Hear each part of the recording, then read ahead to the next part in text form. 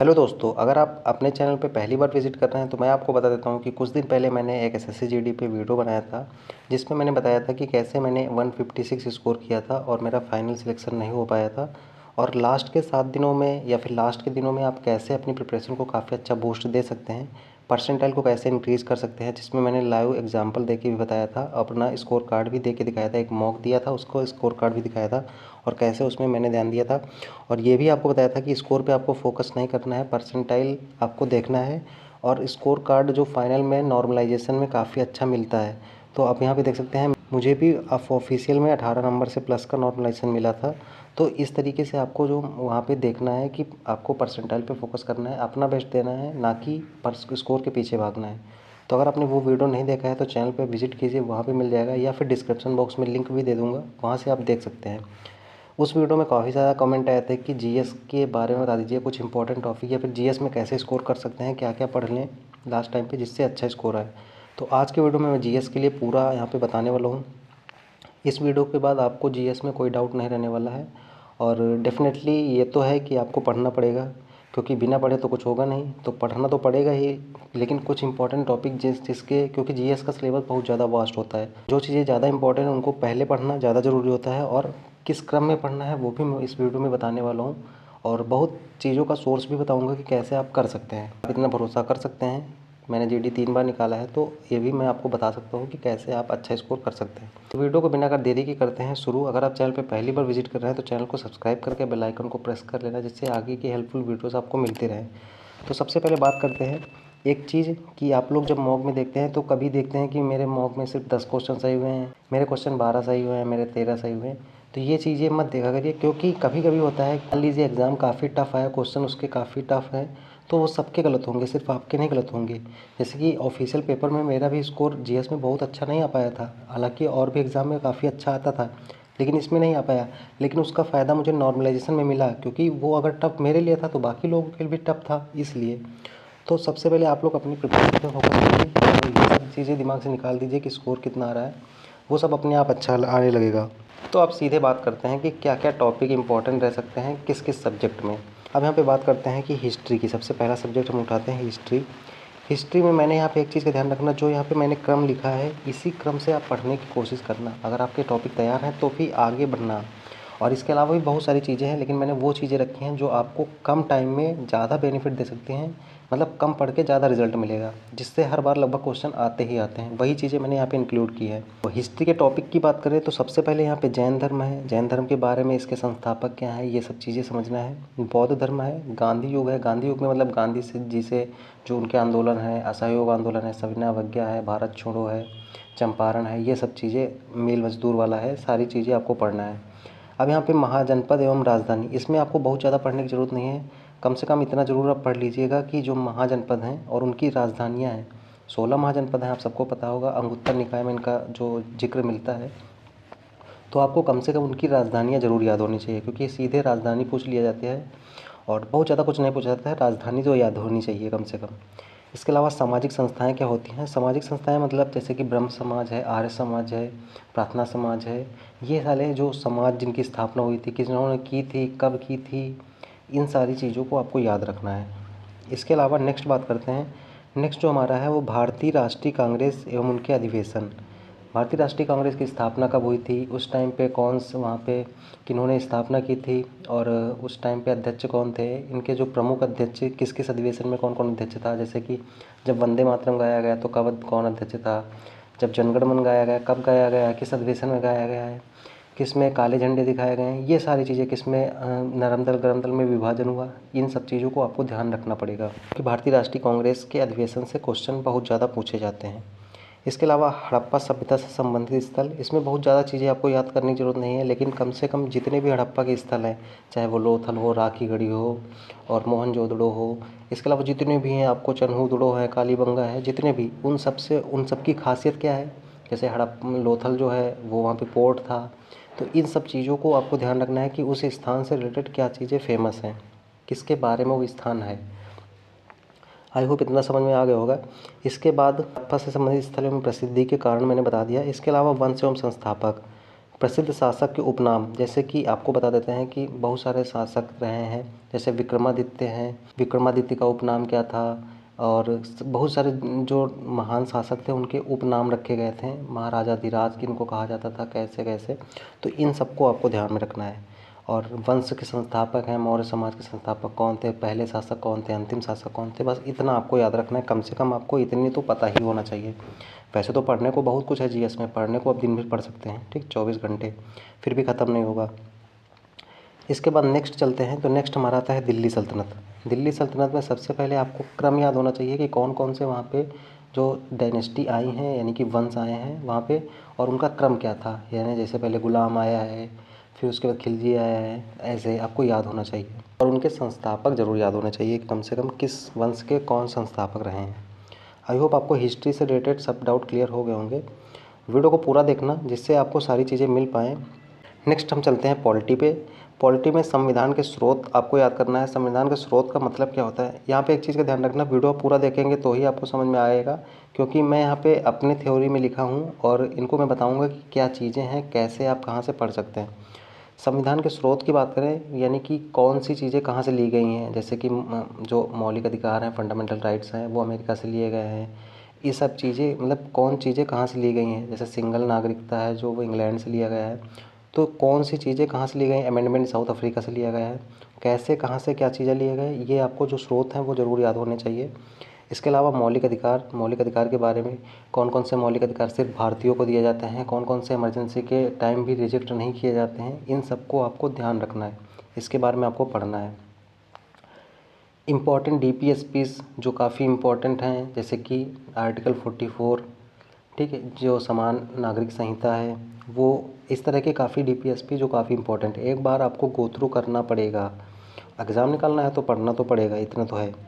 इसके आगे अगर हम आगे बात करते हैं तो राष्ट्रपति का मतलब क्या होता है कि राष्ट्रपति में जो आपके 8-10 आर्टिकल है वो बहुत ज़्यादा इंपॉर्टेंट है। पद कौन से में है, निर्वाचन कब होता है, कार्यकाल क्या होता है, इनकी महाभियोग किस आर्टिकल में होता है, शपथ किस में होती है, तो ये सब, और इनको आप कोशिश कीजिए कि अपने मन से खुद से ट्रिक बनाने की कोशिश कीजिए। जैसे आर्टिकल 60 में शपथ होती है, तो मैंने 60 यानी कि 60 से शपथ, देखो मिलता जुलता लग रहा है ना, तो ऐसे मैंने याद किया था। इस तरीके से आप याद कर सकते हैं, 60 यानी शपथ, 60 शपथ, तो अपने हिसाब से आप ट्रिक बनाएंगे तो ज़्यादा जल्दी याद रह पाएगा।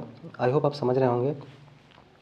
इसके अलावा राष्ट्रपति जैसे है वैसे ही सेम राज्यपाल है, बस आपको पढ़ना ज़रूर पड़ेगा एक बार, क्योंकि ये इम्पोर्टेंट है। इसके अलावा हम राज्यपाल के बाद हाई कोर्ट बात करते हैं। हाई कोर्ट से संबंधित आर्टिकल सुप्रीम कोर्ट हो गया, और इसके बाद एक बार संसद का पूरा आपको ब्यौरा पढ़ना पड़ेगा। संसद का मतलब होता है लोकसभा, राज्यसभा और साथ में प्रेसिडेंट के बारे में ऑलरेडी आप पढ़ चुके हैं, तो यहाँ पे सिर्फ लोकसभा और राज्यसभा, इनकी योग्यताएं क्या हो सकती हैं कि लोकसभा का सदस्य बनने के लिए क्या योग्यताएं हैं, लोकसभा को निम्न सदन कहते हैं, राज्यसभा को उच्च सदन कहते हैं, इन सब चीज़ों को आपको ध्यान में रखना पड़ेगा। इसके अलावा संविधान के कितने भाग हैं, किस भाग में क्या चीज़ें दी गई हैं, अब इसको भी आप ट्रिक से याद कर सकते हैं। जैसे कि आर्टिकल 5 में केंद्र है, आर्टिकल 6 में राज्य है, और आर्टिकल 11 में केंद्र राज्य संबंध है। तो 5 में आपको जो मतलब कि केंद्र है, और 6 में राज्य, तो इन दोनों को जोड़ के बन गया 11। तो ऐसे आप अपने मन से खुद से ट्रिक बना सकते हैं, और कभी होगा तो मैं सारी ट्रिक को एक वीडियो में बताऊँगा भी, अगर आप लोग कहेंगे तो, क्योंकि मुझे फिर से रिकॉल करना पड़ेगा सारी चीज़ें, मैंने क्योंकि लिख नहीं रखी, सब मन में डिवाइड रखा है, मन में खुद से ट्रिक बनाई है, तो लिखना पड़ेगा, उसके बाद तब समझा पाऊँगा आप लोगों को। तो अगर आप लोग कमेंट करेंगे तो मैं ज़रूर इस पर वीडियो लाऊँगा। कैसे याद कर सकते हैं सारी अनुसूचियों को, मैं एक बार में याद करा सकता हूँ केवल एक वीडियो में बना के। 5 मिनट की वीडियो से गारंटी है कि उस वीडियो के अलावा आपको नहीं देखना पड़ेगा और आपको सारी चीज़ याद हो जाएंगी। लेकिन आप लोग कमेंट करेंगे तो, और वीडियो में अच्छे लाइक्स आएंगे, अच्छे कमेंट्स, अच्छा रिस्पांस मिलेगा, तो फिर आगे की चीज़ें बनाने की कोशिश करूँगा, क्योंकि मतलब ये लगना चाहिए ना कि आप लोगों को पसंद आ रहा है, तभी आगे चीज़ें कर पाऊँगा। आगे बात करते हैं जियोग्राफी की। बात करें तो यहाँ पे मैंने लिमिटेड चीज़ें रखी हैं, जितना आप कर सकते हैं, और मतलब इतना तो करना ही पड़ेगा जो आसानी से हो सकती हैं। तो यहाँ पे सबसे पहले बात करते हैं वन्यजीव अभयारण्य। अब जैसे वन्यजीव अभयारण्य क्या हो गया कि कौन कौन से इम्पोर्टेंट हैं, देखो इतना तो आपको पढ़ना पड़ेगा एग्ज़ाम के लिए।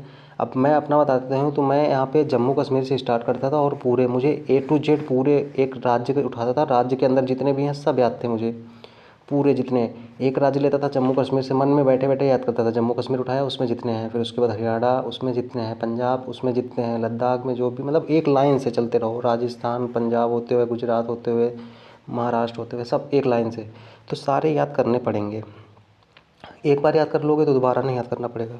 इसके बाद बात करते हैं नदियों का बहाव क्षेत्र एवं उनके उपनाम, यानी कि नदियाँ कहाँ से होके जाती हैं, उनमें कौन कौन सी सहायक नदियाँ मिल जाती हैं, उनके उपनाम जैसे कि वृद्ध गंगा किसे कहते हैं, बिहार का शोक किसे कहते हैं, ठीक है।